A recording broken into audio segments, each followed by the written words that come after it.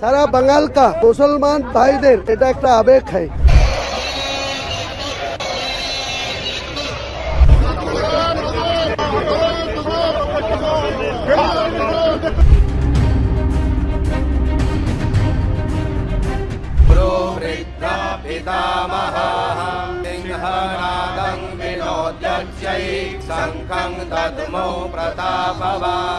मैं आज आप सबसे निवेदन करती हूँ कि आंधियाँ चलने लगी, अब ज्वार को पैदा करो। बंगाल के हिंदुओं, आंधियाँ चलने लगी, अब ज्वार को पैदा करो। कंठ में क्रंदन नहीं, हुंकार को पैदा करो। फिर सजने लगी है, फिर सजने लगी है समर की भूमिका। पार्थ तुम गांडीव में टंकार को पैदा करो। पार्थ तुम गांडीव में टंकार को पैदा करो। मैं राष्ट्र के सभी अर्जुनों को निवेदन करती हूँ कि माधव के धनंजयो अब जाग जाओ, बंगाल की धरती जाग गई है। ये कोलकाता की नगरी, माँ भगवती काली की नगरी आज बड़ी सौभाग्यशाली हुई है। लाखों लोगों के साथ जब गीता पाठ का गूंज, गीता पाठ का श्लोक गुंजायमान हो रहा था, तब लग रहा था मानो हिंदू जग गया हो, तुंदवी बज गई हो और शंखनाद हो गया हो। साथियों नमस्कार, मैं हरिश्चंद्र बर्णवाल इस वीडियो में आप सभी का स्वागत करता हूं। ये ट्रेलर बहुत कुछ इशारे दे रहा है दोस्तों, पश्चिम बंगाल की राजनीति का। अब वो वाला मामला नहीं रहा कि बस सारे मुस्लिम वोटरों को आप बटोर लीजिए और हिंदुओं को अलग अलग भागों में बांट दीजिए और आप जीत जाए, प्रचंड जीत हो जाए। लगता है मुस्लिम भी जाग गए हैं, उनको लग रहा है कि भैया मिला क्या बंगाल में, सब पीछे पीछे घूमते रहो। अब बिहार के मुसलमान तो जाग गए, उन्होंने अपने लिए नेता तय कर लिया है। लेकिन ममता बनर्जी के लिए दोस्तों सिर्फ बाबरी मस्जिद के शिलान्यास के बाद 9 बड़ी आफत, सुन लीजिए, एक एक करके पॉइंट से गिन लीजिएगा। कुछ 2 विंडो भी आपको दिखाऊंगा, कई सारे बल्कि दिखाऊंगा। पूरे बंगाल में भूचाल है, टीएमसी सदमे में है। उसे लग रहा है कि यार जिसके पीछे हम पूरा जान लगा दिया हमने, अब वही बिछड़ रहे हैं। बिछड़ना ही है, कोई नहीं रोक सकता दोस्तों। यह आदत है कि अगर इनकी संख्या बहुसंख्यक की हो जाएगी, 50% हो जाएगी, तो फिर आपकी थोड़ी सुनेंगे, फिर तो अपनी ही सुनेंगे, अपनी ही दुनिया बनाएंगे। मैं आज के वीडियो में दोस्तों ये दिखाऊंगा कि सिर्फ बाबरी शिलान्यास के बाद किस तरीके से बंगाल का माहौल पूरी तरह से बदल गया, और बदला ही नहीं है। जनवरी, फरवरी, मार्च में जो कुछ होने जा रहा है ना, जिसका ऐलान हो गया है, आप हैरान रह जाएंगे। इस समय भी मेरे जो कुछ जानने वाले लोग हैं वो बताते हैं कि मुर्शिदाबाद में अभी भी लोगों का जाना जारी है। कोई ईंट लेके जा रहा है, कोई छर्रा लेके जा रहा है, सब सामान ले लेकर के जा रहे हैं वहां, ईंट, सीमेंट, गारा सब लेके जा रहे हैं। अभी पैसा भी बरस रहा है। तो अब ये जो हुमायूं कबीर है, रुक कैसे जाएंगे? और यहीं से ममता बनर्जी की पार्टी की धड़कनें बढ़ रही हैं। टीएमसी सदमे में है, 9 झटके गिन करके आप देख लीजिएगा, अभी मैं आपको दिखाऊंगा। मेरा निवेदन है दोस्तों, जरूर कमेंट करके अपनी राय दीजिए। अपने ही जाल में फंस गई है ममता बनर्जी, आपके कमेंट की प्रतीक्षा रहेगी। और हाँ दोस्तों, देखिए मेरा जो व्हाट्सएप नंबर है जो मैंने आप लोगों को दिया है, आपके बड़े सारे कमेंट्स आ रहे हैं, मैं देख रहा हूं। मैं यही कहूंगा कि अगर आप मेरे व्हाट्सएप ग्रुप से जुड़ना चाहते हैं तो जय सिया राम लिख दीजिए, मैं अपने आप जोड़ लूंगा। और संघ की अनसुनी कहानियां, इस पुस्तक को खरीदने में अगर जरा सी भी आपको दिक्कत हो रही है तो जरूर आप मैसेज कीजिए, मैं आपको, मेरी टीम आपको सहयोग करेगी और बताएगी। किसी भी तरीके से आप सहयोग भी करना चाहें तो ये नंबर ही है, आप जुड़िए इसमें। संघ की अनसुनी कहानियां जरूर पढ़िए, खूब पढ़िए और बताइए कैसा लग रहा है। और साथ ही दोस्तों, जो मेरा नया गीत है, हरे भरे ये मौसम, मौसम का ही गीत है, जो मैंने 3 दशक से भी अधिक पहले लिखा था, जरूर आप देखिए, लिंक मैंने कमेंट में डाल दिया। आइए शुरू करते हैं, 2 विंडो से ही शुरू करते हैं दोस्तों। ये पहला 2 विंडो आपको दिखा रहा हूं। अयोध्या में मस्जिद निर्माण करना है, आप जानते हैं, 65 करोड़ रुपया खर्च बताया गया। कब से चल रहा है? मंदिर तो बन गया, भव्य मंदिर। अब तो झंडा भी लगा दिया गया, यानी पूर्ण हो गया। सिर्फ 3 करोड़ रुपए जुटे हैं। जो लोग लड़ रहे थे ना मस्जिद के लिए, सिर्फ 3 करोड़ रुपए जुटे हैं। और इधर हुमायूं कबीर ने शिलान्यास किया है, फीता ही काटा है सिर्फ। आप जानते हैं पैसे बरस रहे हैं, मतलब पैसों को गिनने के लिए मशीनें लगानी पड़ी। आपको दिखा चुका हूं ट्रेलर में यह स्थिति है। और एक गुमनाम शख्स ने 80 करोड़ रुपए दे दिए। यहां सिर्फ 3 करोड़ रुपए और यहां 80 करोड़ रुपए। यह कहानी क्यों बता रहा हूं आप समझिए। बंगाल की राजनीति किस करवट बैठ रही है, इस बात का अंदाजा लगाइए।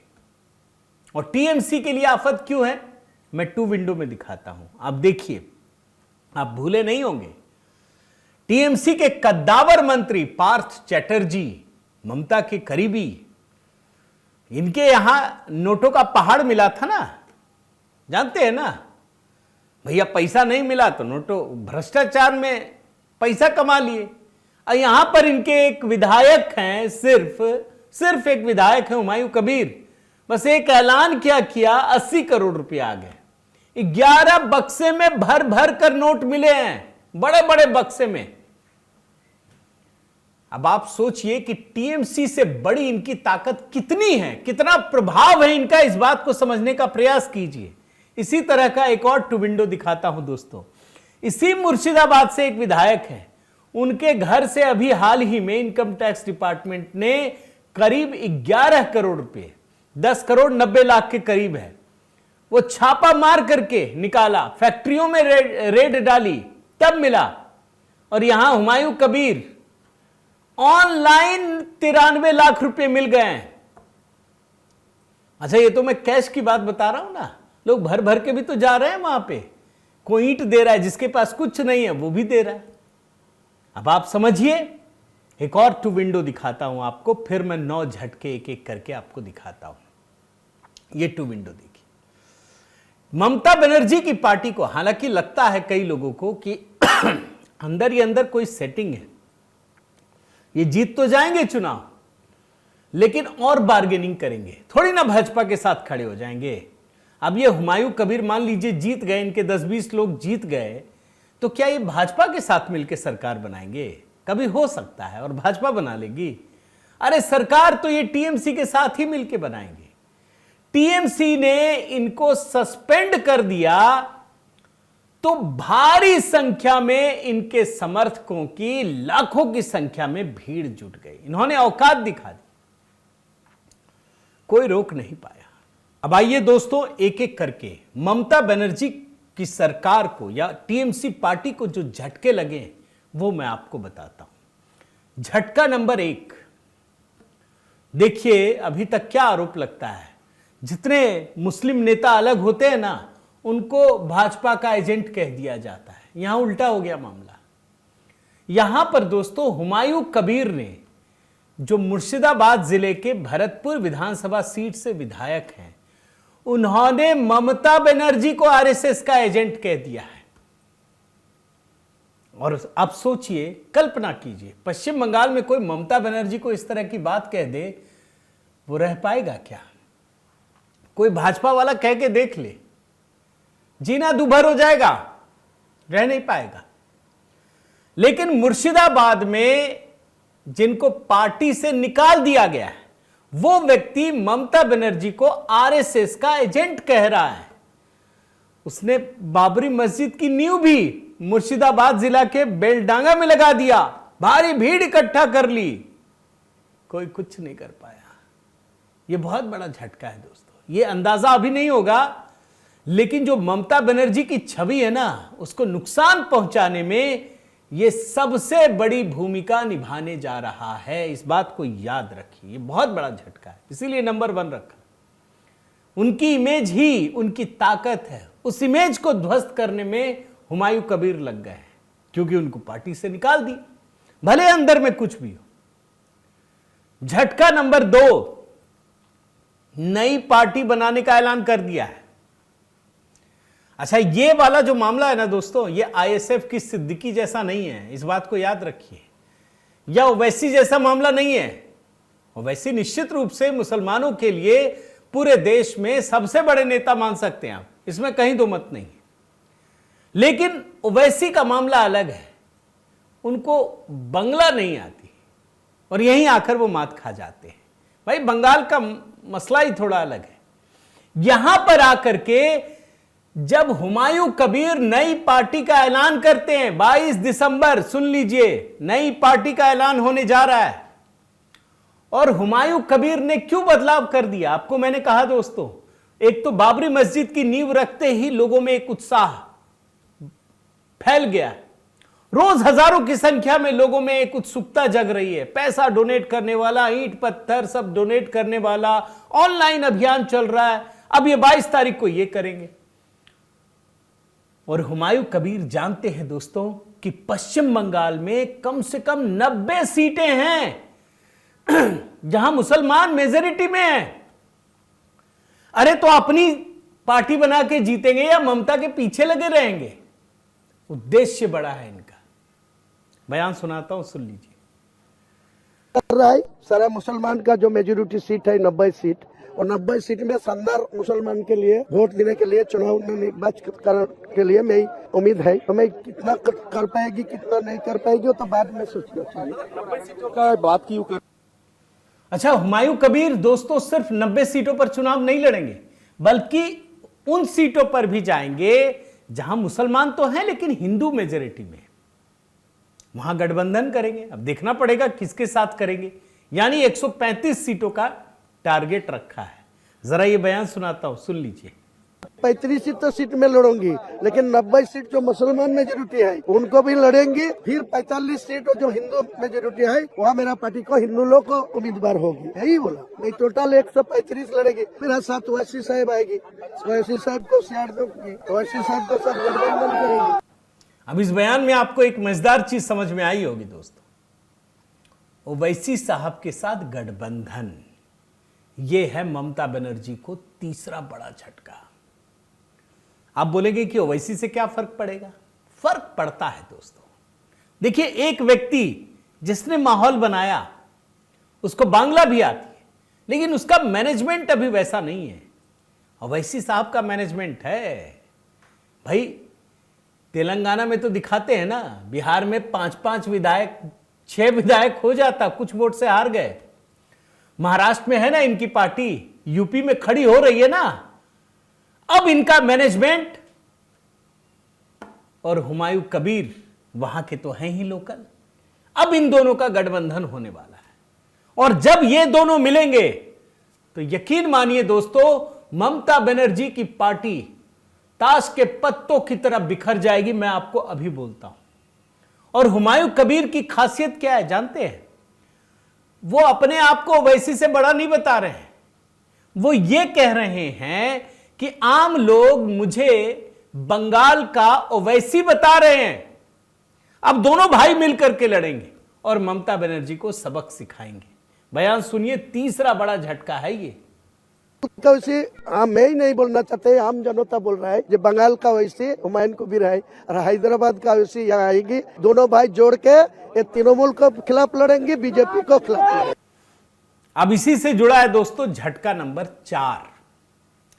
भाई जब ममता बनर्जी की सरकार ने हुमायूं कबीर को सस्पेंड कर दिया, लेकिन बाबरी मस्जिद के निर्माण से रोका नहीं, जो शिलान्यास किया गया।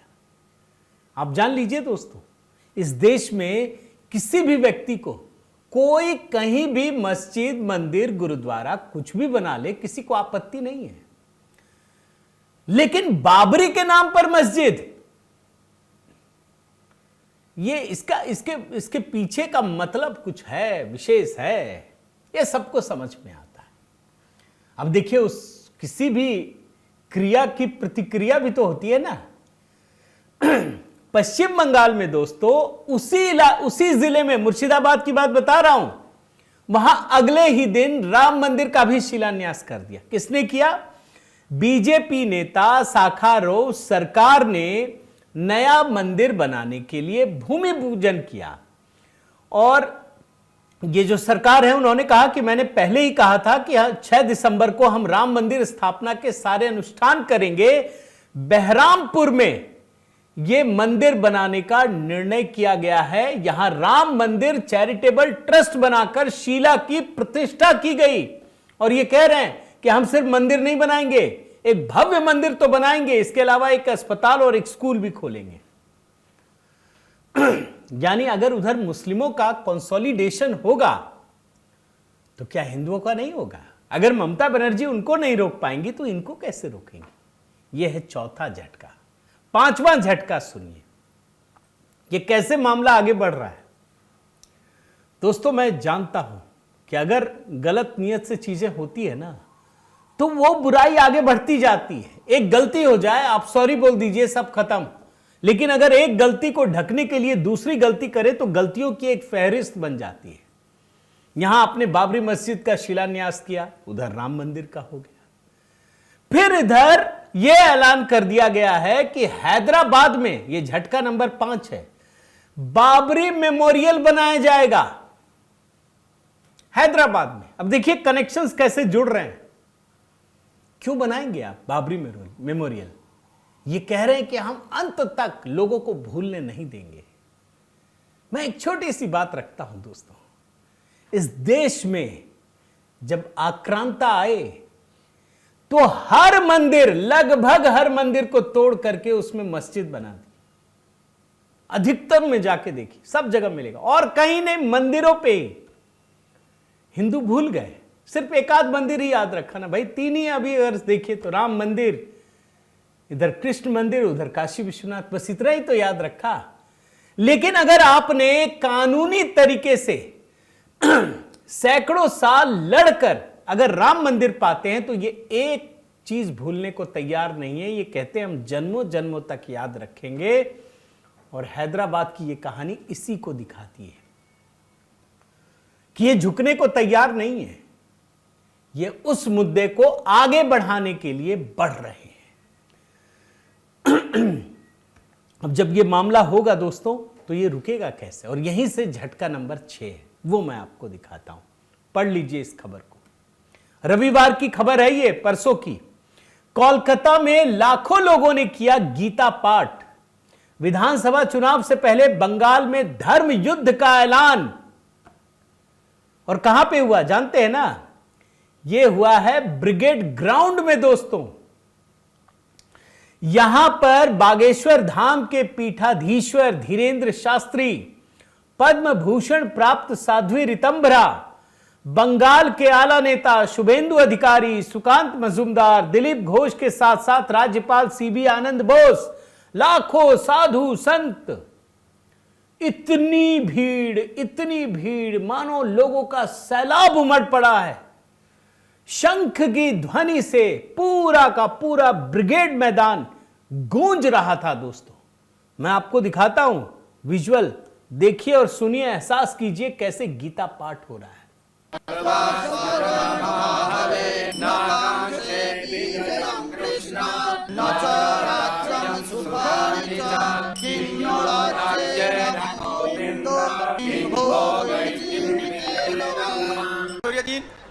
সামনে থেকে ভিড়টা কমান, বারবার বলা হচ্ছে সামনে থেকে ভিড়টা কমান। ये जो ब्रिगेड ग्राउंड में दोस्तों जन सैलाब उमड़ा है ना, ये वही ब्रिगेड ग्राउंड है जहां लेफ्ट वाले कभी ताकत दिखाने के लिए जुटते थे, बोलते थे देखो ब्रिगेड ग्राउंड में सिर्फ लाल सलाम। फिर ममता बनर्जी की सरकार आई तो वो भी अपनी ताकत दिखाने के लिए ब्रिगेड ग्राउंड। अब इसी ब्रिगेड ग्राउंड से देश के साधु संतों ने हुंकार भरी है। मैं जरा एक आध छोटा छोटा बयान सुनाता हूं धीरेन्द्र कृष्ण शास्त्री जी का। बागेश्वर धाम सरकार जो है, आप गजवाए हिंद चाहते हैं या भगवा हिंद चाहते हैं? जरा सुनिए ना। तो आप निर्णय करना होगा आप लोगों को, गजवाए हिंद चाहते हो या भगवाए हिंद चाहते हो? भारत में तनातनी चाहते हो या सनातनी चाहते हो? तिरंगा में चांद देखना चाहते हो या चांद पर तिरंगा देखना चाहते हो? एक और छोटा बयान सुनाता हूं दोस्तों, जिसमें ये कहते हैं ये भारत बाबर का है या रघुवर का है।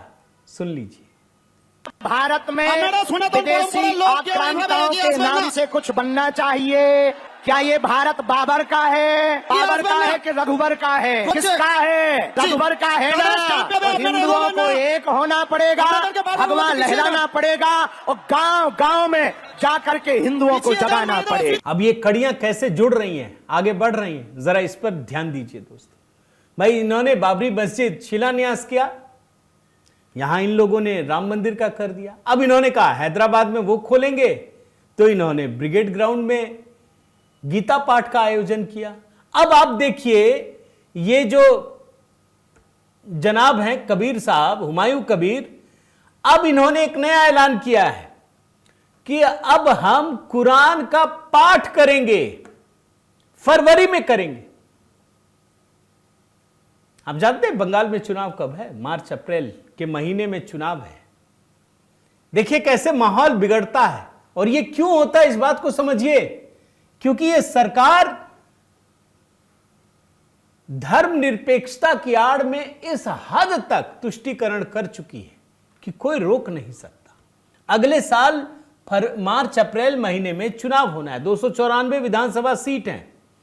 उसी दौरान रमजान भी है, 17 फरवरी से 19 मार्च के बीच रमजान है, 27 मार्च को रामनवमी है, और फरवरी महीने में हुमायूं कबीर ने 1 लाख लोगों के साथ कुरान पढ़ने का ऐलान किया है। दिसंबर में पार्टी का ऐलान हो जाएगा आखिर में, इसके बाद तैयारियां होंगी, फिर कुरान पाठ, और उसके बाद मस्जिद निर्माण की प्रक्रिया शुरू हो चुकी होगी। यानी जिस समय चुनावी माहौल गर्मा रहा होगा उसी समय यह होगा, और इनको रोक क्यों नहीं सकते इस बात को समझिए। यही है झटका नंबर 8। इन्होंने सिर्फ ऐलान किया है दोस्तों, 300 करोड़ रुपए का बजट भी रख दिया है। कई लोगों को लगेगा अरे भाई ये आदमी कैसे करेगा, लेकिन कर लिया। नोटों की गड्डियां बरस रही हैं, बक्से आ रहे हैं, ऑनलाइन पेमेंट हो रहा है, 80 करोड़। यही होता है, पूरी पार्टी नहीं जुटा पाती है। अच्छा, इन्होंने हुमायूं कबीर ने एक और बड़ी बात कही है। इन्होंने कहा है कि मैं सिर्फ बाबरी मस्जिद नहीं बनाऊंगा, एक हॉस्पिटल भी बनाऊंगा, मेडिकल कॉलेज भी बनाऊंगा, हेलीपैड भी बनाऊंगा, सब बनाऊंगा। सुन लीजिए। मुसलमान को मैं वादा किया जो ये बाबरी मस्जिद यहाँ बनेगी, उनको साथ हॉस्पिटल बनेगी, मेडिकल कॉलेज भी बनेगी, रेस्तरां भी बनेगी, हेलीपैड भी बनेगी, पार्क भी बनेगी। ये 300 करोड़ का प्रोजेक्ट। और दोस्तों ममता बनर्जी कई मोर्चों पर फंस रही हैं। मैं आखिरी में झटका नंबर 9 दिखा देता हूं, कल ही की घटना है। कल प्रधानमंत्री मोदी ने वंदे मातरम पर, उनकी सरकार ने 150 वर्ष पूरे होने पर लोकसभा में परिचर्चा की। प्रधानमंत्री मोदी ने ही शुरुआत की, मैं आपको कल शाम के वीडियो में दिखा चुका हूं, आज राज्यसभा में। इस मौके पर अब देखिए ममता बनर्जी कहने लगी कि ठीक है वो करवा रहे हैं, अच्छा करवा रहे हैं, विरोध नहीं कर पाई।